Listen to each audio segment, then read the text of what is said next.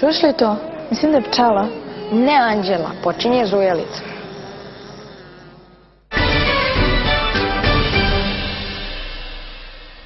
Knjigu izmisli neki autor i onda se ta knjiga ištampa i onda se ta knjiga prodaje u knjižarama. A priča? Pa to se isto radi i sa pričom. Da li je istina da ću naučiti da letim ako pročitam vašu knjigu? Ja mislim da hoćeš jer je glavna junakinja Sofija na kraju knjige naučila da leti. A šta misliš, da li je to pravo letenje ili je to samo neko odrastanje? Ja mislim da je odrastanje. Bravo. Možete li nam malo otkriti o čemu se radi u knjizi Leto kada sam naučila da letim? Pa evo, ova naša glavna junakinja Sofija letuje sa dve bake.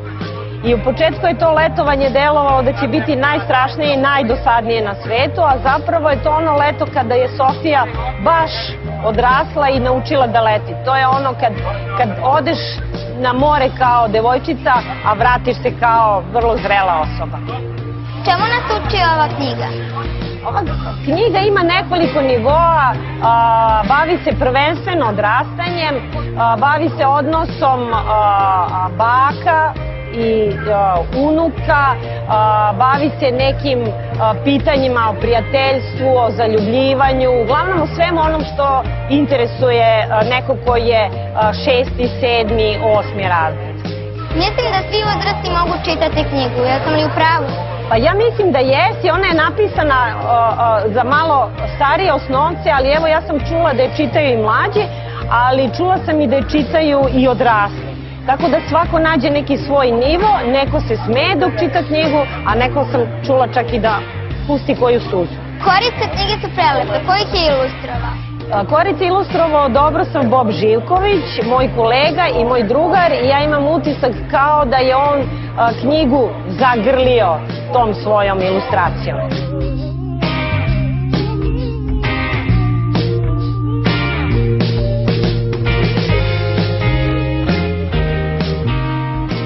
Kako bi izgledalo tvoje putovanje oko svijeta? Čime bi putovala i sa kim i šta bi planula na put? Pa išla bi sa porodicom, ponela bi na put garderobu, hranu i piće i to bi izgledalo da putujem u avionu srećna.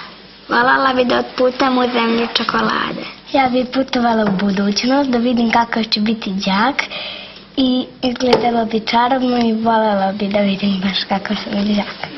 Kako ste došli do cipele na kraju svijeta? Najpre treba možda da odgovorim na pitanje kako sam došao na kraj sveta. Kao što znate, ta fraza mogao bih otići na kraj sveta često je korišćena kada hoćemo da opišemo nekakav nemogući poduhvat, a zapravo poduhvat koji želimo da izvedemo.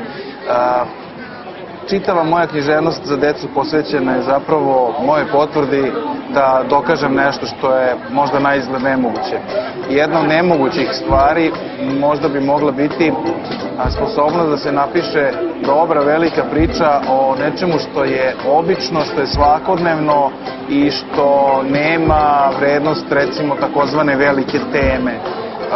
Pisati o cipeli je svakako izazovno i zbog toga što je cipela baš takav svakodnevni predmet sa kojim se svakog dana srećemo i koja je čak u pravom, bukvalnom smislu te reči jedan prizemni predmet, pošto je prizemlji služi nam zapravo da kao obuveni hodamo tlom.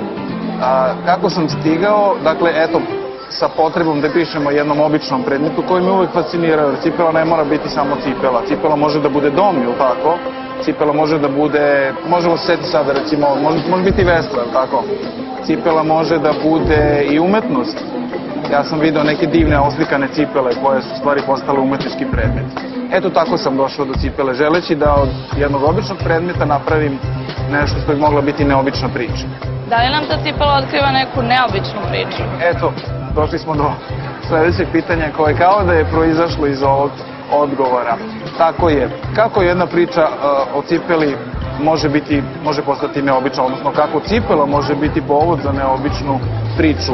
Cipela u romanu Cipela na kraju sveta je neobična zato što krije jednu tajnu. Ta tajna je zapravo sadržana u poruci koja je opet sakrivena u cipelu i koja zapravo aktivira čitav niz događaja, radnji, čitav splet sudbina, jeli?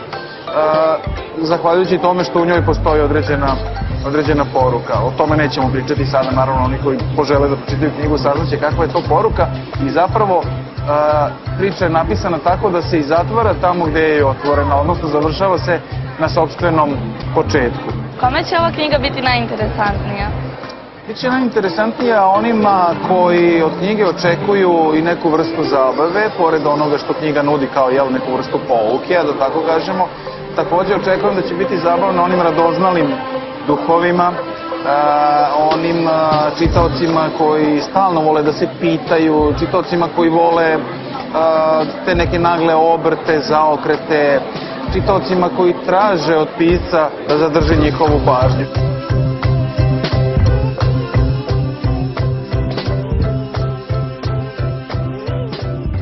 Vi ste napisali knjigu Koga se tiče kako žive priče. Da li je istina da kada zatvorimo knjige da one u stvari imaju svoj život? Priče o ovoj knjizi su zapravo junaci same knjige. Ja sam im naravno dao osobine ljudi. Neke su džangrizave, neke su ljubomorne, neke su sujetne, neke opet alergične. Sve te priče daju jedan posebnu dinamiku u ovoj knjizi. Pojedine priče čak nisu zadovoljne time što su u knjizi, a neke druge koje nisu u knjizi, kao što je recimo priča koja beži,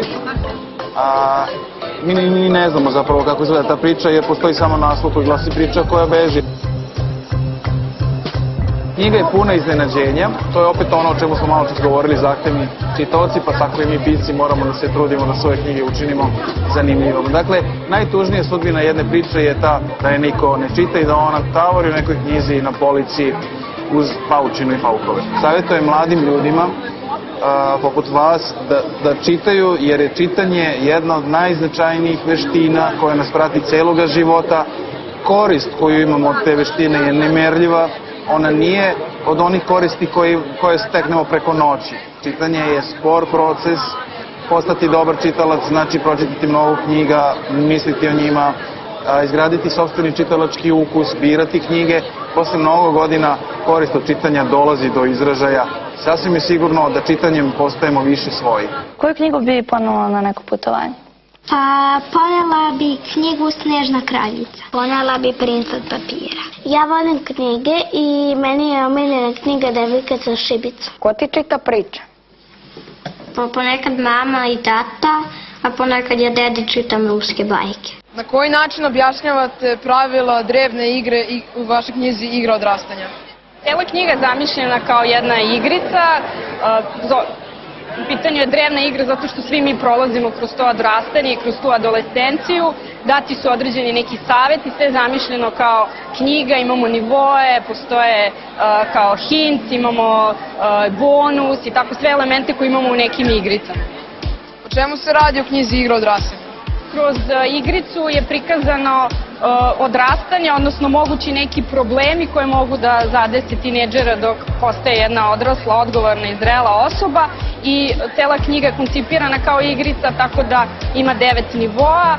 Prvi je recimo se bavi fizičkim izgledom, pa onda nekim psihičkim razvojem, pa jedan deo je posvećen roditeljima, društvu, školi, učenju i tako. I dati su neki savjeti kako da se što lakše i brže savladaju sve te prepreke, odnosno problemi na koje adolescent može da naiđe. Vi ste dobili nagradu za ovu knjigu? Jeste, dobila sam nagradu Neven u kategoriji za popularizaciju nauke.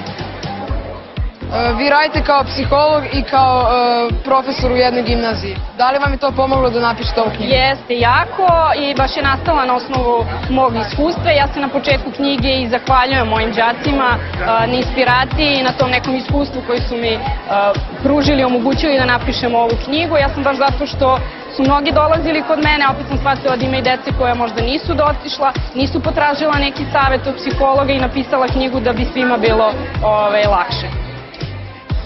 Vi ste napisali i knjigu Ne pitaj me kako sam. Šta vam to otkriva i u čemu se radi u toj knjizi? Knjiga se sastoji od kratkih pričica ili crtica iz života današnjih tinejdžera i akcentuje se nekako njihov unutrašnji život, neke njihove emocije i stalna neka ambivalencija u kojoj se nalaze. Da li ta knjiga može pomoći mojim drugarima? Pa mislim da im može pomoći da shvate da nisu jedini u problemu, da mnoga deca prolaze kroz ista neka stanja, neke nedoumice kao i oni sami. Kakvi su događaji u toj knjizi? Najrazličitije od nekih ljubavnih problema do škole, smaranja u školi, ispitivanja, kraja školske godine, ekskurzije, svi neke stvari koje su karakteristične za uzrast.